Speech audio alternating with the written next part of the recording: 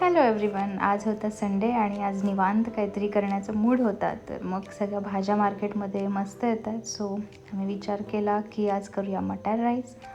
त्यामुळे मी काही व्हेजीज इथे चिरून घेतलेले आहेत. हिरवी मिरची, टमॅटो, बटाटे आणि मटार घेतलेत भरपूर सारी.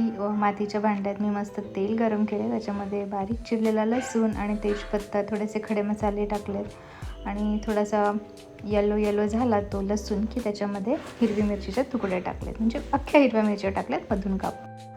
आणि त्यानंतर व्यवस्थित त्याला परतून घेतले. कांदे, टमॅटो ज्या भाज्या मी चिरल्या होत्या त्या मी एक एक करून याच्यामध्ये ॲड केल्यात आणि मटार पण मी आत्ता तेलातच ॲड करते.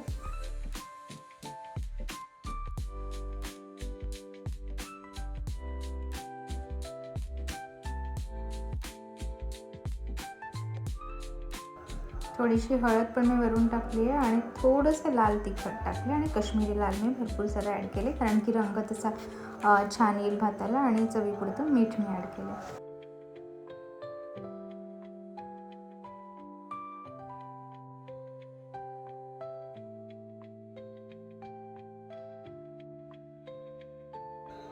आणि मग भिजवून ठेवलेला तांदूळ पण मी याच्यात ॲड केले आणि व्यवस्थित परतून घेतलं आहे सगळं.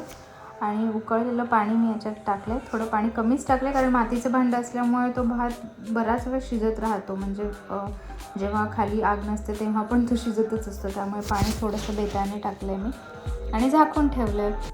आणि मोजून 5 मिनटात तुम्ही बघू शकता किती सुंदर झालं आहे मटार राईस. कारण की चुलीची आग बरीच जास्त होती, त्यामुळे त्याला जास्त वेळ नाही लागला बनायला आणि अतिशय मोकळा मस्त तयार झाला. चला आता मग मी एन्जॉय करते इथेच बसून मटार राईस. पुन्हा भेटूया आपण नेक्स्ट व्हिडिओत. Bye bye.